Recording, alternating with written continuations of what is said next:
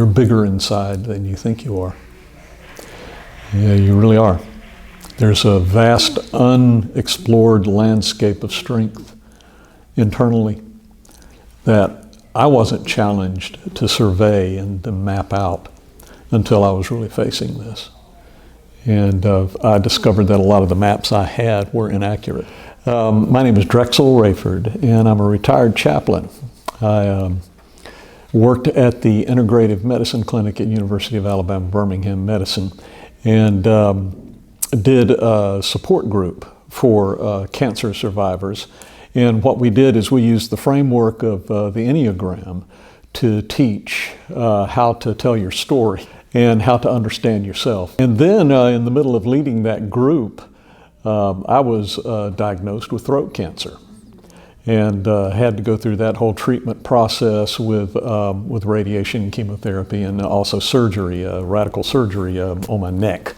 You know, when the diagnosis first came, it was, I guess I couldn't believe it. And she said, you have a malignancy in your throat, and which for a speaker, someone who makes his living as a speaker, that immediately, shot all kinds of dire scenarios through my mind.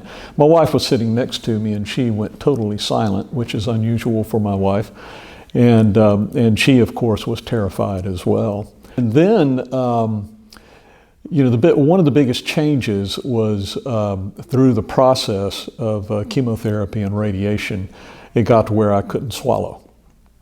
And so I lost about 40 pounds, even though I was already kind of lean. I was a cyclist my whole life. And so when I couldn't eat and losing all that muscle mass and becoming emaciated, I began to deal with my body image problems, but also dealing with my own mortality. And from the inside out, I thought over all the advice I'd given as a pastor and as a chaplain, all the platitudes I'd uttered, and they seemed very empty. I was humbled. That's probably the most positive way I could put it.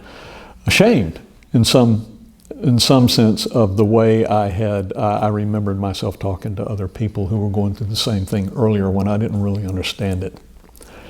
And so I know this has changed how I relate to people who are going through their own journeys, their own sufferings with an array of things, not just cancer, but particularly cancer, to be more humble, to listen better, and to find out what it's like for them, and to really completely suspend judgment.